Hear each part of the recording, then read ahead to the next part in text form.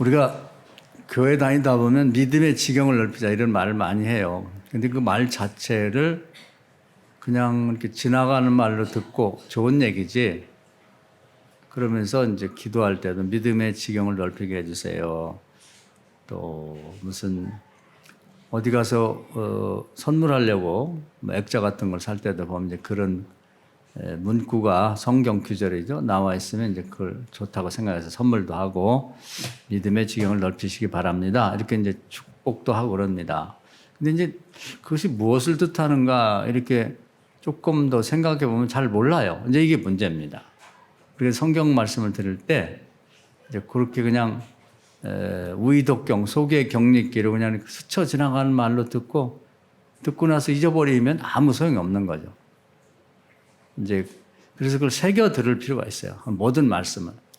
그래서 믿음의 지경을 넓힌다는 건 성경에 보면 많은 약속들이 있어요. 그러면 이제 그 많은 약속들 하나님의 말씀 중에 한 가지라도 이제 하나씩 이렇게 챙겨가지고 거기다 믿음을 붙여야 돼. 아, 이건 정말이다. 그래서 그걸 묵상도 하고 고백도 하고 말도 하고 실천을 옮기는 겁니다. 그렇게 해서 한 가지 말씀이 나에게 신앙 고백이 되고 내가 그대로 믿고 행동하면 이제 그 한 가지 말씀만큼 믿음이 나에게 생긴 거예요. 믿음이 많냐 적냐가 것도 굉장히 모호한 거죠. 그 사람은 믿음이 많은 것 같아. 나는 믿음이 많은 것 같아. 없는 것 같아. 뭐가 없고 뭐가 많냐 말이에요. 근거가 하나님 말씀의 믿음이에요. 말씀에 대한 믿음. 단 한 가지 말씀도 믿지 않으면 그것이 자기 속에 믿어지고 그것이 실천하지 않으면 성경 말씀을 오래 읽고 백독을 해서도 아무 의미가 없습니다. 그래서 오늘은 그런 말씀을 드리려고 그래요. 그래서 뭐 좀 세상적인 얘기도 하고 성경 말씀도 말씀드릴 때 여러분 이 말씀이라도 믿고 사는지 또 실천하는지 생각해 보세요. 최근에 그 과거에 전원일기라고 하는 아주 종전에 히트를 했던 드라마가 있었는데 그분들이 이제 뭐 지금 이제 그 전원일기 그만둔 지가 한 20년 된다고 그래요. 근데 이제 그 옛날 생각을 하는 분들이 많아가지고 후속 작품을 만들어서 요즘 방영이 되더라고요. 근데 그 회장의 사람들인가 뭐 그런 제목으로 옛날에 전원일기 나왔던 사람이나 관련된 사람이 다 이렇게 다시 모여서 뭐 이런저런 얘기를 많이 하는데 옛날 전원일기 본 사람들이 추억을 소환하면서 이제 재미있어 하는 것 같아요. 근데 제가 그 한 장면을 보다가 감동을 받고 이거 설교하면 좋겠다. 설교에 예화를 쓰면 좋겠다 생각이 들었어요. 거기 보니까 이제 그 조영남이라고 하는 사람, 뭐 노래 잘 부른 그 누구나 아는 사람이 있죠. 이제 그 양반이 자기 친구들 뭐 김세환이니 뭐 송창신 이런 대단한 뭐 대중음악의 대가들이죠. 근데 그런 분들을 이제 데리고 그 보잘것없는 이제 막 생긴 그런 프로그램에 나온 거예요. 그런 사람들을 이제 돈 주고 그게 모아서 무슨 콘서트를 한다든지 하면 그 돈이 엄청 들어가고 그분들이 웬만한 프로그램은 안 나가죠. 그런데 조영남이라는 사람이 주선을 해가지고 야 나와야 돼 이렇게 하면서 이제 거기 나와서 그 사람들만 몇 명 안 되는 사람을 놓고 콘서트를 하고 이제 그 프로그램을 확 이제 이렇게 뜨게 만드는 인기 있게 만드는 역할을 하더라고요. 그래서 아니 저게 어떻게 된 일이지? 저런 프로그램에 나올 사람들이 아닌데 한 명이 나와도 대단한 건데 그 옛날에 그 뭐 세시봉이라고 하는 뭐 영화도 나오고 그런 음악 감사실을 통해서 데뷔한 유명한 사람들이죠. 그 사람들이 저기 나올 수가 없는 건데 나왔단 말이지. 그리고 뭐 그 사람들이 이 공연을 하면 뭐 수백 명, 수천 명을 모아놓고 거기 나가면 출연료도 많이 받고 이렇게 하는 분들인데 그 출연자가 뭐 열댓 명 될까요? 그리고 카메라만이나 이래서 몇 명 있는데 나와서 이렇게 세 명이 이 공연을 하더라고요. 그래서 이제 그 내막을 들어보니까 과거에 그 조영남이라는 분이 그 재주가 많아갖고 노래도 잘하지만 그림도 잘 그린다고 그래요. 그래서 그 화투 그림을 뭐 이렇게 잘 조합을 해가지고 이제 그걸 이용해서 그림을 그렸는데 굉장히 인기가 많다고 그럽니다. 지금 보니까 가격이 적게는 200만 원에서 이제 그 크기 갖고 따지거든요. 이렇게 조그만 엽서 크기만 하면 한 200만 원. 그것이 이제 호수를 따진데 크게 그리면 6천만 원까지 받는다고 그래요. 그러니까 엄청 인기 있는 작가죠. 그래서 이제 그걸 사두면 그냥 뭐 죽으면 100, 이렇게 2배, 3배 뛴다는 거죠. 그래서 인기 작가가 됐어요. 화가가 됐는데 그분이 이제 뭔가에 좀 고소가 걸려갖고 이제 아주 그냥 정말 바보 천치가 될 수밖에 없는 위기에 빠졌었습니다. 이제 다른 워낙 인기가 있고 작품을 많이 그려달라고 하니까 인기 없는 작가들에게 화가들에게 아이디어만 주고 이렇게 그려라. 그리고는 이제 그 맡겨가지고 그 사람들이 그림을 그려오면 조금 수정해갖고 자기 이름으로 내갖고 돈은 다 받고 그 사람들은 돈을 조금 줬다는 거예요. 사실 알고 보면 둘이 같이 그린 거랑 마찬가지인데. 그래가지고 이제 사기꾼이다 그러면서 굉장히 말이 많았는데 내용은 잘 모르겠어요. 하여튼 크게 보면 그런 내용이에요. 그래서 이제 그 양반이 고소를 당하고 이제 생매장될 뻔 했는데 법정 다툼을 해서 결국 최종적으로 이겼습니다. 무죄 판결을 받았는데 이제 그때 그 전원일기에 나왔던 김수미라고 하는 분 있죠. 그 할머니 소리 나는 그분이 그걸 도와줬더라고. 그 얘기를 하더라고. 다 잊혀졌는데 그래서 이제 아무도 안 도와줄 때 김수미도 교인이고 또 이제 조영남 씨도 교인이거든요. 이제 원래부터 부모 때부터 신앙생활 잘 안 하지만 그래도 명색은 다 교인이란 말이지. 근데 아무도 안 도와줬는데 자기가 한번 이렇게 알아보니까 조영남이 그럴 사람이 아니더라는 거지. 근데 다들 손가락질하고 다 침뱉고 다 욕하는데 이 여자분이 이제 도와줄 마음을 먹고 지금도 유명하지만 그 진중권이라는 분이 있어요. 무슨 뉴스 같은 데 나와서 발언도 하고 이렇게 정치 활동도 많이 하는 분인데 그분이 원래는 이제 그 미학 교수입니다. 서울대를 나와서 독일 가서 학위를 하고 와서 교수를 하는 분야예요. 그러니까 그 분야에서는 상당히 권위가 있는 분인데 이제 그분한테 부탁한 거예요. 김수미 씨가 서로 관계가 있었나 봐요. 그래서 이제 친했나 보지. 가서 다들 침뱉고 다 욕하고 그러는데 내가 볼 때 조영남 씨는 순수하고 어린애 같은 분이고 그럴 사람이 아니니까 당신 좀 도와달라. 그래서 이 진실을 부탁을 했나 봐요. 그러니까 아마 둘이 굉장히 친한 사이인가 봐. 그러니까 이제 진중권 씨가 이제 말 한마디 하면은 영향력이 있으니까 계속 이제 조영남 씨를 자기도 알아보니까 그렇게 나쁜 죄를 범한 사람이 아니니까 도와줘가지고 법정에서 판결에서 무죄 판결을 받고 나오도록 도와줬더라고. 그러니까 과거에 조영남 씨가 인기 있을 때는 모르는 사람이었고 다 친구 같았는데 어려움에 빠지니까 아무도 안 도와주고 다 욕하고 내가 그럴 줄 알았어. 그 외에 사촌이 땅을 사면 배가 아프다고 같은 화가들도 그렇고 다 저것이 제대로 무슨 그림도 공부하지도 않은 것이 중간에 들어와가지고 화투짝 그림 가갖고 저렇게 돈 버니까 배가 아프고 그런데 너 잘 됐다 그러면서 아주 그냥 집중 공격을 해가지고 생매장이 됐는데 김수민 씨가 나서 도와주고 그리고 진중권이라고 하는 미술 평론가가 나서가지고 도와서 살려낸 거죠. 그러니까 이 어려움에 처해봐야 진실한 친구가 누군지 안다고 그때 이제 이 김수민 씨가 도와줬기 때문에 아주 생명의 은인같이 생각하더라고. 그래서 이제 가장 값비싼 작품도 김수민 씨한테 주고 아주 친하게 지내더라고요. 그때 진정한 친구가 된 거지. 그러다 보니까 이 김수민 씨가 이제 주도해서 이런 프로그램을 하나 하니까 와서 우리 좀 공연도 좀 해주고 그리고 우리 프로그램에 좀 도움이 됐으면 좋겠다. 그러니까 열일백사가 온 거예요. 당연하지. 내가 도와야지.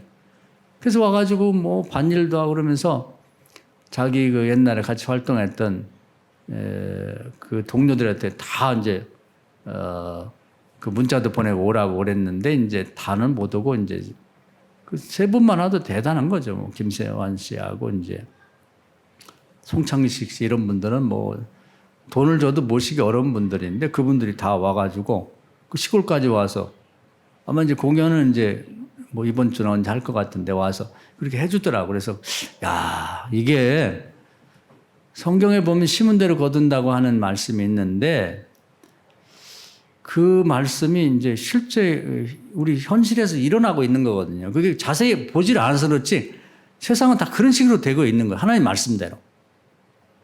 그래서 우리가 살아가면서 오늘 제가 드리고 싶은 말씀은 이게 자연법의 기본이거든요. 콩 심은 데 콩나무, 팥 심은 데 팥나무. 심은 대로 거둔다. 그것이 갈라디 6장에 나와 있거든. 다 이렇게 문장으로 확정되어 있는 내용이니까 우리 교인들이 우선 다양한 신앙의 내용들을 줄줄 외우고 그렇게 하는 것보다도 우선 이 말씀이라도 하나 딱 붙잡고 그래. 선을 행하면 선을 거두는 거고 악을 행하면 반드시 악을 거둔다. 이 말씀이라도 분명히 이제 내 것으로 삼아서 그것에 믿음을 붙여 살자 이 말이에요. 할렐루야. 그래서 우리 나라에 이제 1200만에 많을 때는 그런 교인이 있었는데 이들만이라도 요 말씀 하나라도 딱 붙들고 믿고 나간다면 세상이 바뀔 거예요. 자기가 있는 우리가 생활이라는 게 이제 정해져 있습니다. 가끔 일탈도 있지만 되게 가정과 또 직장 또 친구들 그런 정도 아니에요? 이제 교회 이렇게 교회 가정 직장을 기본으로 해서 이제 그 나머지는 가끔씩 이제 관계를 갖는 건데 이런 관계 속에서 우리가 많은 사람을 만나는 것도 아니라고 그래요. 되게 50명에서 100명을 평생 만나고 그것도 안 되는 사람도 있고 살다 죽는 건데 그 사람들에게 선을 행하자. 선을 행하자.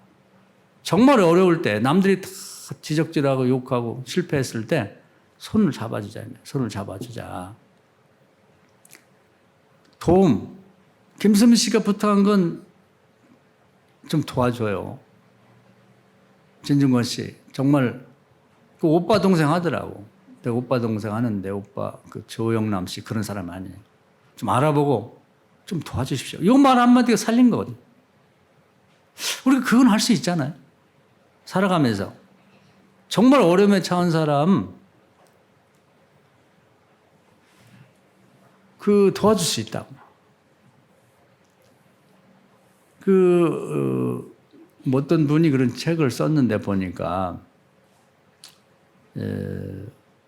많은 사람들이 있을 때는 어려움을 당한 사람이 있어도 안 도와준대요. 그래가지고는 내가 그렇게 친하지도 않고 내가 안 도와줘도 남이 도와주겠지. 그러면 안 도와주는데 정말 이 어려움에 처한 한 사람이 있어도 그러면 도와주냐면 그것도 잘 안 도와준다는 거예요. 부담 느껴가지고.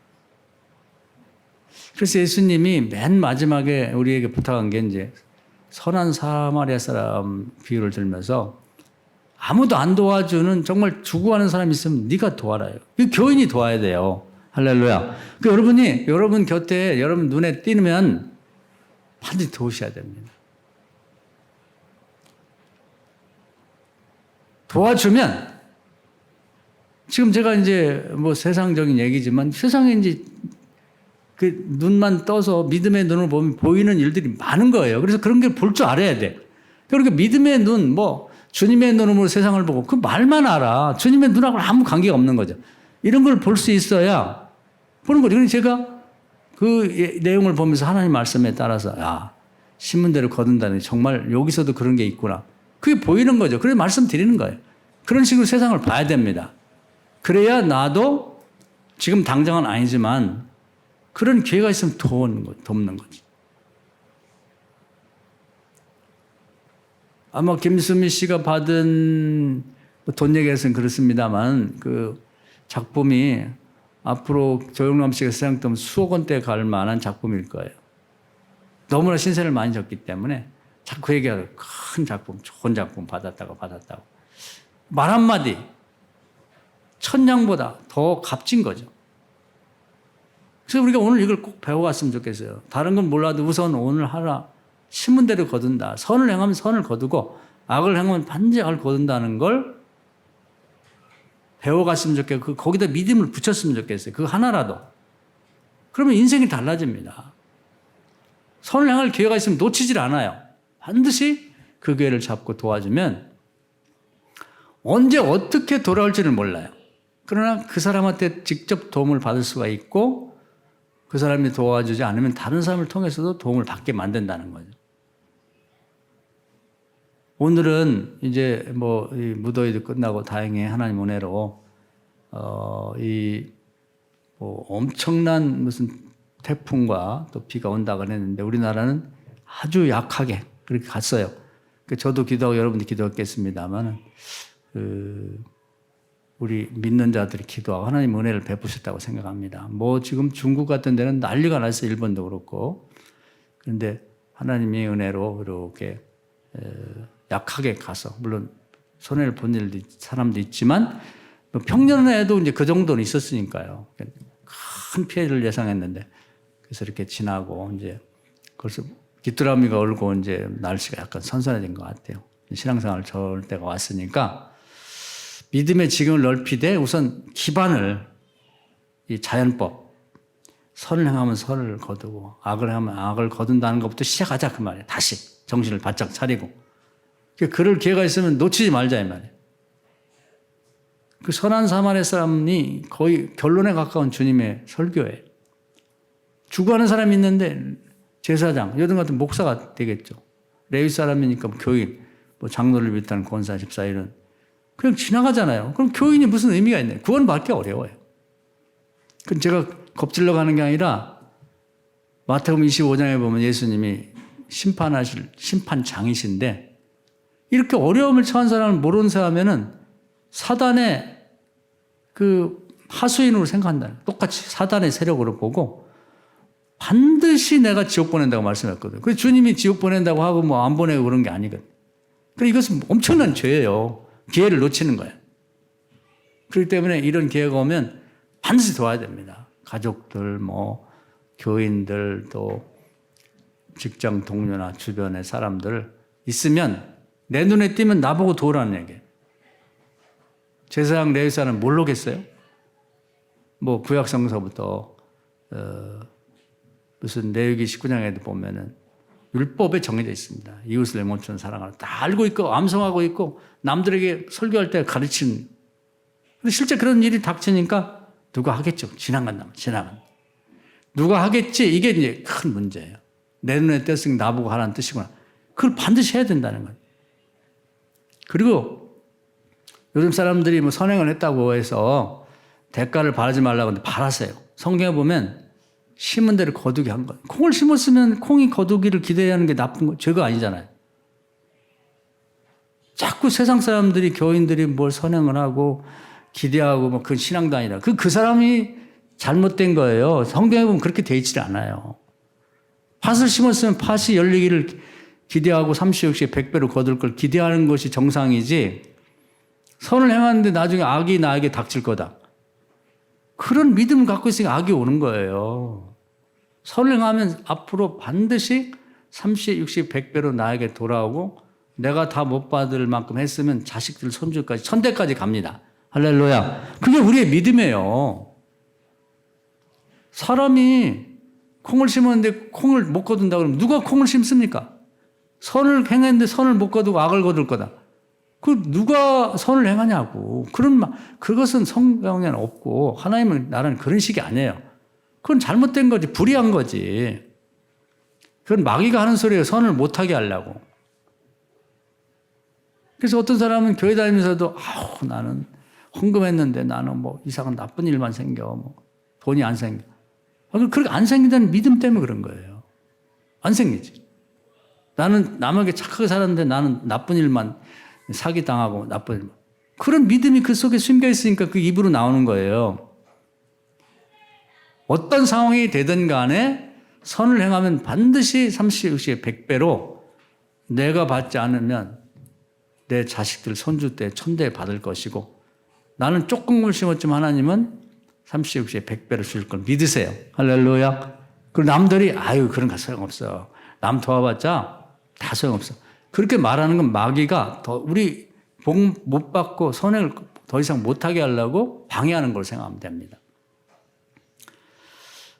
그래서 서론이 좀 길어졌습니다만 성경에도 이제 그런 걸 가르치는 거죠. 말씀으로 이렇게 심은 대로 거둔다. 선을 행하면 선을 거두, 악을 행하면 악을 거둔다 말씀하시고 그런 사례를 소개하는 게 성경이에요. 그러니까 성경에 이제 양이 많죠. 실제 핵심들의 말씀은 딱 뽑으면 얼마 안 되는데 사람이 그냥 그 얘기만 하면은 개념적으로 듣고 잊어먹거든. 그러니까 사례를 자꾸 들어서 이거 봐라, 이렇지 않냐, 저거 봐라, 저렇게 하는. 자꾸 사례를 듣다 보면 사람이 믿음이 생겨요. 그래서 성경에 그런 사례가 많고 제가 설교하는 것도 이제 한 어떤 약속을 말씀드린 다음에 성경에 나온 사례를 소개하는 거예요. 너무 많은 사례를 성경에서 얘기하지 않고 꼭 필요한 정도를 얘기를 해놨거든요. 예를 들면 오늘 읽을 말씀이 그런 겁니다. 그 사울왕 시대에 우리가 잘 아는 다윗이 사위가 됐어요. 그런데 사울왕이 이제 다윗을 시기 질투하는 거예요. 왜냐하면 사람들이 자기를 옛날에 좋아했는데 다윗이 어린 나이에 아무도 대적할 수 없는 블레셋의 골리앗이라는 큰 장군을 나가서 이겼어요. 죽이고 나라를 큰 도움을 줬으니까 사람들이 노래가 생겼어요. 노래가 사울은 천천히요 다윗은 만만이다. 다윗은 어리지만 현직 왕보다 10배는 더 훌륭하다. 이런 노래를 지어서 부르는 게 유행이 된 거예요. 유행가라는 게 있잖아요. 우리 요즘 사회도 보면 유행가가 있다고. 그러다 보니까 다윗은 그렇다고 해서 자기가 실제로 사울왕보다 자기가 대단하다고 생각을 안 했는데 다른 사람들도 그냥 그 시대의 그 상황에 맞게 잠깐 그런 유행가가 생겨서 불린 거지. 근데 한 사람만 마음이 이제 꼬였어요. 그게 뭐냐면 사울왕이 아니 내가 왕인데 저 어린 녀석이 나보다 더 인기가 있단 말이야. 나보다 10배가 더 훌륭하다고. 그러니까 마음이 좁쌀 같은 거지. 그래가지고 이제 자기가 생각을 자꾸 하다 보니까 그런 나쁜 마음을 먹으면 악신이 꼬입니다. 그리고 자꾸 부추기는 거예요. 거기 성경에 나온 얘기입니다. 귀신이 붙었어요. 그 나쁜 마음을 먹으면 정말 위험한 게 뭐냐면 나쁜 마음 자체는 별거 아니에요. 근데 나쁜 마음을 먹으면 사탄이 와갖고 자꾸 뭔가 마음을 부추겨 이렇게. 야, 너 내버려 두면 저 녀석이 나중에 커가지고 너를 죽이고 왕이 될 거야. 네 자식들 왕자들 많은데 다 죽이고 왕이 될 거야. 이렇게 이제 자꾸 부추기는 거지, 부추겨.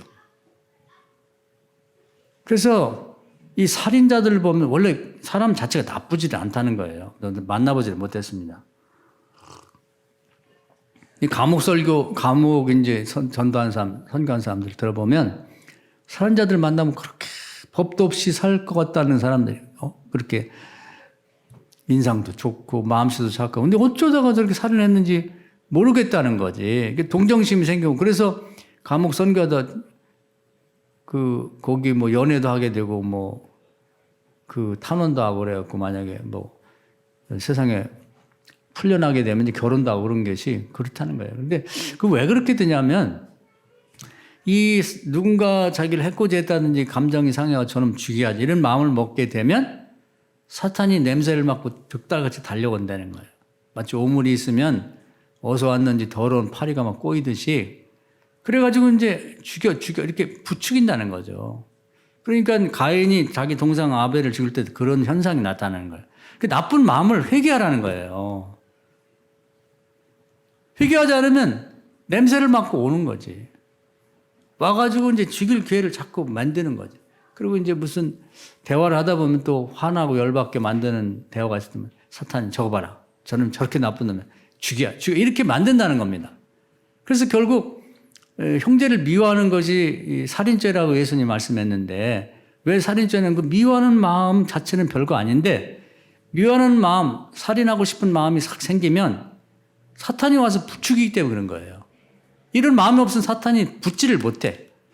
깨끗한 데는 파리가 꼬이질 않아요. 벌레가 안 생겨. 지금도 여러분이 개수대에 무슨 먹던 음식 식격을 그냥 놔두고 일주일 어디 갔다 오면 지금도 구더기가 생깁니다. 저 그전에 한번 우리 교인 연세 많은 분 집에 갔더니 눈도 잘 안 보이고 이제 이것도 잘 안 해서 그런지 구더기가 있더라고. 이 자순물고래요. 아우 깜짝 놀랐어요. 옛날에 어릴 때 시골에서 구더기를 본 다음에 처음 봤단 말이에요. 저희 집사람하고 빨리 좀 버리고 좀 설거지 좀 해주라고 그랬는데 지금도 구더기가 생긴다. 지금도 우리가 나쁜 마음을 먹으면 사탄이 귀신을 보내고 달라붙어요. 깨달으시기 바랍니다. 그래서 예수님이 자꾸 그런 미워하는 마음 회개하라. 미워하는 마음이 결국은 살인이 된다. 이렇게 말씀하는 거거든요. 그러니까 이 사울이 그런 미워하는 마음, 무슨 다윗이 잘못을 한 게 없거든요. 나라를 구하고 자기 정치적 위기에 빠져서 도와줬는데 왜 미워하냐고. 애들이 뭐 어린애들이 뭐 다윗은 만만이요 사울은 천천히다. 그 얘기 듣고 그 기분 나빠가지고 그걸 죽이겠다는 마음을 먹으니까 사탄이 냄새를 맡고 온 거예요. 그래갖고 달라붙어갖고 밤에 자지도 않고 막 소리 질러서 하고 이상한 짓 하고. 그래서 야로했다는 말이 나오는데 이제 미친 짓 했다 그 말입니다. 사단이 붙은 거죠. 그래서 이제 죽이려고 작정을 한 거야. 그리고 그 마음을 깨끗이 회개하면 그 아무것도 아니거든요. 왜 내가 이런 마음을 먹지? 내 사위이기도 하고 나에게 도움 준 애기인데 참 내가 미쳤나 봐. 주여 저 용서해 주세요. 그 말 기도 한 번 했으면 끝나는 거예요. 오물을 그냥 걸레로 싹 닦아내는 건 똑같거든.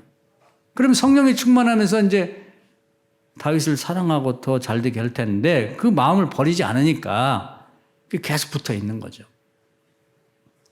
그래서 이제 죽일 작정을 하고 뭐 여러 이제 위기 상황이 있었습니다. 밥을 같이 먹자 그러면서 다윗을 죽일 기회를 보고서 이제 상 밑에 밥상 밑에다가 요만한 날카로운 단창, 짧은 창을 갖다 놓고 다윗 너 내 앞에서 먹어라. 그러면 겉보기에는 이제 굉장히 애정을 갖고 있는 것 같은데 옆에 앉았으면 창을 던지기 나쁘니까 바로 앞에 있으니까 이걸 살까 밥 먹을 때 탁 집어넣는 두 번이나 피했거든. 하나는 피할. 그렇게 죽이려고 한 거예요. 그런데 자기 이제 큰 아들 왕세자죠. 내버려두면 나중에 사울을 이어서 왕이 될 그 요나단이 다윗을 엄청 아끼고 사랑했습니다. 그래서 지금 그 얘기가 나오는 거예요. 위기 상황이 쳐서 아버지가 죽이려고 하니까 그 얘기를 다윗에게 가면서 다윗 내가 너의 편이야. 내가 너 도와줄게. 이 말이 굉장히 중요한 거예요. 여러분이 누군가 정말 어려움에 처한 사람을 손을 잡고 걱정하지 마. 내가 도와줄게. 내가 기도해 줄게. 여러분 이런 말을 할 줄 알고 살아야 친구도 있고 하나님 복 받는 거예요. 성령도 충만한 사람이 되는 거지. 그냥 남 잘 되는 꼴을 먹고 그냥 미워하고 그냥 어려운 사람이 처해도 나하고 뭔 상관이야 이렇게 먼 산 보고 가. 이런 사람에게 성령이 충만하겠어요? 충만하지 않지. 그 요나단 같이 지금도 다윗 못지않게 사람들이 요나단이 일찍 죽긴 했지만 아버지 죄 때문에 요나단을 사랑하죠. 그 인품이나 모든 면에서 다윗 못지않은 훌륭한 사람이었다. 이렇게 존경받는 인물이 된 겁니다. 그러면서 이제 아버지에게 가서 대신 싸워주는 거예요. 아버지 왜 다윗을 미워합니까? 다윗이 도대체 뭔 잘못했어요? 아버지 정치에 도움을 주고 블레셋 골리앗을 물리쳐갖고 국가를 살렸는데 이렇게 하시면 안 되죠. 그렇게 도움되는 말을 해주는 게 굉장히 힘든 거예요. 그러니까 오죽하면 나중에는 이번에는 뭐 첫 번째 얘기 게 그냥 받아줬는데 나중에는 이 사울 왕이 미쳐가지고 아들을 막 책망하면서 야 이놈아 너는 다윗 편이냐 내 편이냐 난 너부터 죽일 거야. 그 자기 아들을 죽이려고 했거든. 그만큼 이제 대신 불의한 일에 대신 싸워주는 거, 말 한마디 해주는 거. 억울한 일을 당하는 사람이 손 붙잡고 다윗 내가 도와줄게. 걱정하지 마. 아버지가 이상한 짓을 하면 내가 미리 어떤 방법을 동원해서든지 너에게 연락을 해서 도망갈 길 열어줄게. 이러면서 도와줬거든요. 자, 그 당시는 이제 별거 아닌 걸로 생각했는데 세월이 많이 흘렀습니다. 흘러가지고 여러 차례 말씀드렸는데 이제 사울 왕이 하나님 원치 않는 전쟁에 나왔고 자기도 죽고 왕자도 다 죽었어요. 그리고 나서 이제 나중에 기브온 족속을 학살한 것이 밝혀지면서 사울 왕의 나머지 가족들 손주 외손주까지 해서 7명을 다 죽여야 될 때가 왔습니다. 그런데 그때 그 다윗이 요나단 왕자가 자기를 도와줬던 걸 기억하는 거예요. 잊어먹었다고 하더라도 잊어먹다 할지라도 성경을 쭉 보다 보면 정말 필요한 때 하나님이 생각나게 해주세요. 할렐루야. 이게 굉장히 중요한 거예요. 그래서 그것을 까마득히 잊고 지냈는데 사울의 손주들, 그 왕자들 자식들이 죽어야 될 때가 딱 오니까 하나님 퍼뜩 생각나게 하셨거든. 요게 신앙생활의 묘미예요. 우리가 에스더서도 보면은 모르드게하고 에스더하고 이제 에스더가 왕비가 됐을 때 그 당시 아하수에로라는 황제가 독살을 당할 뻔했는데 그 이제 이 보초 쓰고 하다가 이제 그 모사꾼들이 뭐 속닥속 하는 얘기를 그 이 에스더 왕비의 사촌이 그 얘기를 듣고는 왕비를 통해서 황제에게 얘기를 해갖고 그 잡아서 조사를 해보니까 맞아요. 황제가 죽을 뻔했는데 살아났거든. 근데 그때 아무것도 대가를 못 받았어요. 선을 행했는데 이 황제가 사실은 상을 줘야지. 근데 그냥 묻혀 있었단 말이에요.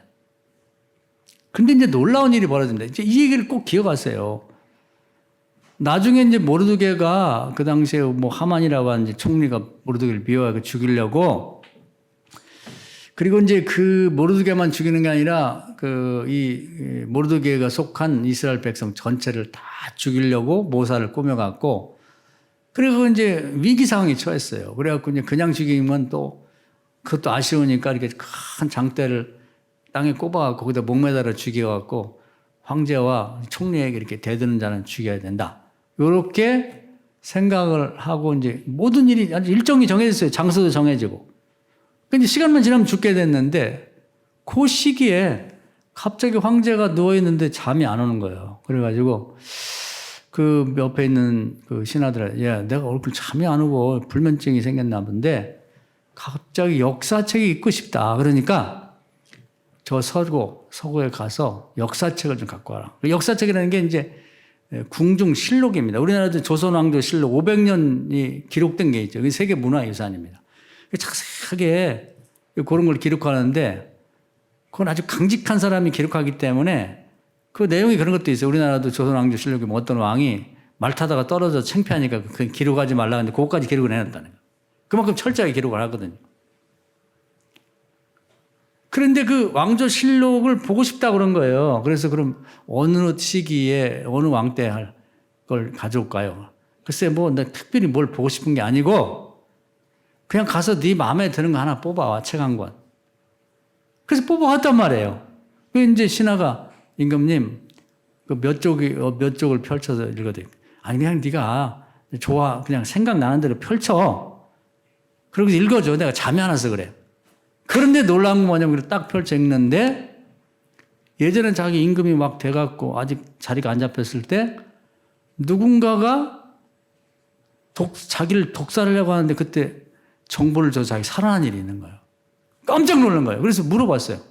그래 이 사람 크게 포상을 했느냐? 아니요. 아무것도 포상 안 했습니다. 세상에 이런 일이 있나?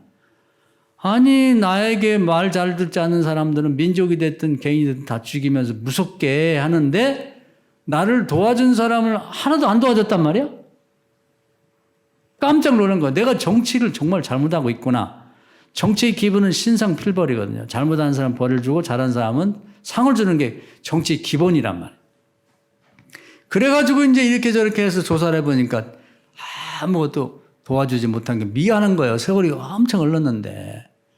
그리고 나중에 알고 보니까 이제 그게 누구냐면 자기 사랑하는 왕비 에스더의 그 사촌 오빠인 거예요. 그래서 이제 조사를 해보니까 이 모르드게를 죽이고 민족을 죽이려고 했던 하만이나 그 못된 사람들이 다 모함을 한 것이 알려져서 그래가지고 발칵 뒤집혀져서 그 모르드게를 죽이려고 했던 그 장대에 그 하만이라는 자가 매달려 죽고 하만이 갖고 재산과 그 총리직을 다 몰아서 모르드게에 준 거예요. 그리고 그때 받았으면 큰 상을 받아봤자 별거 아닐 거예요. 그러니까 무슨 수문장이 된다더니 뭐 2계급 특진 정도가 됐을 텐데 다 덮어놨다가 나중에 이것이 밝혀져서 받게 되니까 상상할 수 없는 복으로 뻥튀기가 돼가지고 100배, 1000배가 돼서 모르게 돌아왔다 이 말이에요. 할렐루야. 그러니까 제가 하고 싶은 얘기는 여러분이 선을 행하고 지금 당장 오늘 선을 했는데 내일 뭐 대가가 없다고 그래도 걱정하지 말라 이 말이에요. 이 믿음을 붙이자고. 선을 행하면 반드시 받게 되는데 나는 잊어먹고 상대는 잊어먹었더라도 하나님이 기억했다. 정말 필요할 때 탁 상대방에게나 누구에게 기억이 나서 그때 갚았으면 별거 아니지만 미안함과 세월이 흐른 것과 또 갚을 쓸 사람이 출세하고 성공했으면 1000배, 10,000배로 갚게 만들어준다는 겁니다. 할렐루야. 그 선을 행하고 볼 일이라 이 말이에요. 선을. 기회가 없어요. 기회가 오면 놓치면 안 돼. 교인의 눈에 띄면은 교인을 복주시죠 하나님 네가 해라. 이게 수지 맞는 거야. 뭐 세상적인 표현으로 해서 그렇긴 합니다만은 이게 뭐 로또 당첨된 걸 최고라고 사람들이 생각하는데 이 로또 당첨된 거나 마찬가지예요. 이런 기회가 오면 딱 잡아야지. 잡으세요. 할렐루야. 이거 믿음을 붙이자 이 말이에요. 그래가지고 지금 그 요나단이 위기에 처한 다윗을 도와줬는데요. 그것이 나중에는 자기 손주 하나가 있었는데 말하자면 이제 사울의 손주고 요나단의 자식이 하나 살아남았어요. 전쟁에 다 죽고 무비보셋이라고 하는 아기가 하나 살아남았는데 다윗이 딱 퍼뜩 생각난 거예요. 아, 그때 요나단이 나 도와줬지. 그러면서 요나단이 한 말이 있어요. 내가 너를 도와주니까 나중에 내 후손이나 나를 좀 도와다오. 여부가 있냐고. 그런데 깜빡 잊고 있었는데 이런 위기가 닥치니까 하나님이 다윗과 요나단이 서로 옛날에 그 약속했던 게 생각이 나게 한 거지. 모르게 생각나게 하는. 그게 하나님이 하시는 일이에요. 하나님 나라가 뭐 하는 것이냐. 악을 행한 자는 반드시 원수는 애나무 다리 만난다고 백배 천배 되받게 만드는 거고 선을 행한 사람은 그것을 잘 관리했다가 정말 요긴할 때 쓰게 만드는. 선을 행하지 않았는데 거둔다. 그건 없는 거예요. 은혜란 뭐냐면 선을 조금 행했는데 받을 때는 36시에 100배로 받는 그 부분을 은혜라고 하는 거지 심지도 않았는데 거둔다. 그건 도둑이죠. 하나님은 그렇게 안 해요. 그래서 우리는 할 수만 있으면 하루라도 그냥 넘어가지 말고 어린 소자에게 물 한 그릇 떠주는 선을 행하라는 거예요. 할렐루야. 하나님 나라에 다 기록이 돼. 기록이 돼. 이렇게 좋은 제도가 있으니까 이걸 믿음을 붙여요. 이거라도 믿음을 붙이면 사람이 달라지는 거예요. 그 주변이 달라지는 거예요. 조금 지나면 사람들이 천사가 따로 없네. 저 만나기엔 저 양반이 천사야. 저 사람 보고 배워야지. 저런 사람 보면 교회 다녀야 돼. 이런 말이 나오는 거예요. 말 한마디라도 좀 도움이 되는 얘기. 다들 지탄받고 어렵더라도 붙들고 쳐다보지 않지만 우리 나가서 밥이라도 한 끼 먹자. 힘내라고. 기도해. 때가 오면 다 어렵고 억울함이 다 밝혀질 거야. 나도 억울한 일 당하고 다 그러고 하나님이 회복시켜줄 거야. 그런 말 한마디 하고 밥을 사줘도 평소에 막 뭐 먹기 싫고 배부른데 뭐 어디 가서 고기 사주는 것보다 그런 때 밥 한 끼 사주는 것이 죽을 때까지 소원에 남는 거죠. 다윗도 그런 일이 있어요. 자기가 쫓겨다닐 때 정말 어떤 노인네가 밥 한 끼 저녁 해준 게 있는데 그분의 그 밥이 평생 잊지 못하고 그 후손들까지 이렇게 다들 돌보게 만드는 그런 이제 역할을 했거든요. 그러니까 우리가 이런 걸 잘 생각해서 성경의 전례를 생각하고 약속을 생각하고 그렇게 지내야 되는 거죠.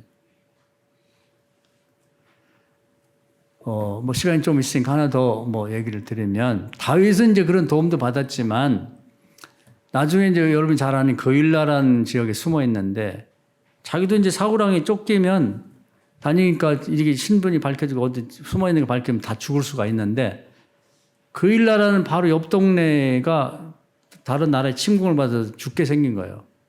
그 와서 도와달라고 한단 말이에요. 그러니까 세상으로 말하면 내 코가 석자인데 너희를 어떻게 돕냐. 근데 하나님 기도했더니 하나님이 도와라. 구해줘라. 네가 앞으로 왕이 될 사람인데 네 민족 백성이 저렇게 어려운데 그걸 모른 채 하면 되겠냐. 나중에 이런 나한테 맡기고 가 도와줘. 그래 도와줬거든요. 근데 놀라운 건 뭐냐면 그 사실을 알고 이제 사울 왕이 또 다윗을 그 600명이 같이 도망자인데 잡으러 온 거예요.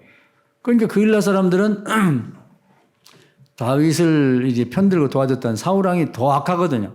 적들보다. 블레셋 그 침공한 외국 적들보다 더 악한 게 사울 왕이니까 뭐 요즘 아이들이 뭐 파출소 패했더니 뭐 경찰서 만난다고 더 나쁜 사울 왕한테 몰살당하게 생긴 거예요. 그러니까 이제 자기들 목숨을 부지했으니까 다윗과 그 추종자들을 이제 모랏줄에 묶어가지고 이제 사울 왕이 갖다 밭을 참해. 그래서 이제 결국 기도했더니 빨리 떠나라는 거예요. 얘들이 안 도와줄 거라고. 그래서 이제 떠나는데 그 얼마나 억울해요. 그럼 우리 생각에 아니 선을 행하면 그 똑같은 선을 거두게 된다고 그랬는데 다윗은 그일라를 도와주고 그 성읍 사람들한테 배신당한 거 아니냐. 이건 선을 행하자 아무 소용이 없지 않느냐 이렇게 볼 수가 있는데요. 거기서는 도움을 못 받았죠. 그러나 나중에 길게 보면 다윗이 추종자 600명을 그일라 사람이 어려움에 처했을 때 도와준 것 때문에 많은 사람을 도와줬기 때문에 그 600명의 사람들을 끝까지 도와줍니다. 20년 동안 도망다니는데 수많은 위기 상황이 닥쳤어 하나님이 먹을 것과 재워줄 것과 숨을 곳을 제공하셔서 집단 전체가 하나도 손실된 사람이 없이 그대로 다윗이 왕 됐을 때 왕의 신하가 되고 그 다음에 측근이 되어갖고 다윗을 탄탄한 나라를 경영해 나가는데 도움이 됐거든요. 그리고 그 일날을 집단적으로 살려줬기 때문에 하나님이 다윗의 그 집단적인 600명의 다윗의 추종자들을 다 20년 동안 보살펴 준 거예요. 이게 그냥 된 게 아니라 이 말이에요. 우리가 이런 걸 잘 생각을 안 하거든. 하나님이 그냥 다윗을 특별히 예뻐하니까 다윗은 나쁜 일만 했어도 다 도와. 그런 일은 없어요. 하나님은 그렇게 안 합니다. 그 왜 그러냐면 제가 그 다윗이 법궤 옮길 때 말씀드렸잖아요. 다윗이 하나님을 위해서 성전도 저드리고 찬양도 만들어서 많이 천곡이나 불러드리고 온갖 좋은 건 다 했거든. 옛날에 제대로 제사를 못 드리니까 하나님이 얼마나 섭섭했을까 생각하면 내가 왕이 되면 옛날에 못 받으신 제사를 받도록 하루에 24번 제사를 드려야 된다. 24번을 드린 36년 동안. 그런 사람이 어디 있어요. 그러면 우리 생각에는 웬만하면 다윗이 잘못해도 봐줄 수 있잖아. 이 세상은 정상 참작이라는 것도 있는데 선하고 착한 사람이 죄를 범하면 아유 이 사람 평소에 잘했으니까.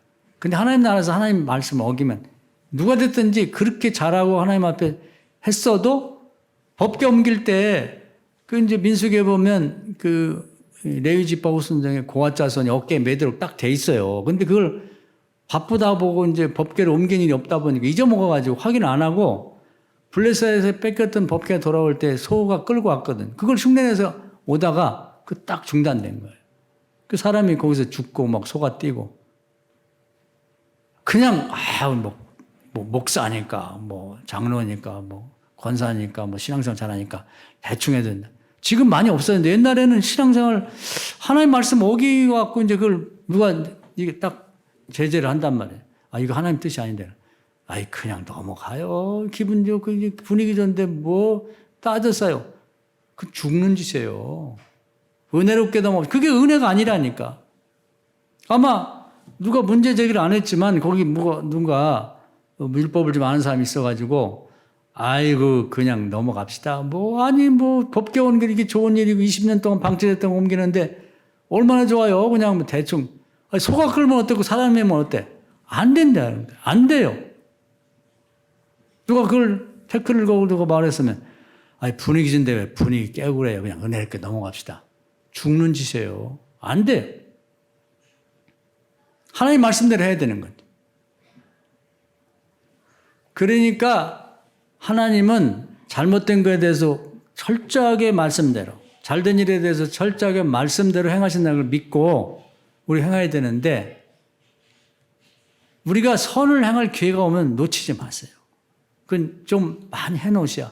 여러분이 자식들에게 무슨 재산 많이 모아가지고 알뜰살뜰 해가지고 집 한 채 만들어갖고 주고 그것이 조금 도움은 되겠지만 공짜로 자식들은 부모가 피땀 흘린 걸 공짜로 받기 때문에 시켜두면 쉴 게 없어지거든요. 그건 별거 아니야. 정말 자식들에게 물려줄 건 뭐냐면 선행을 하는 거예요.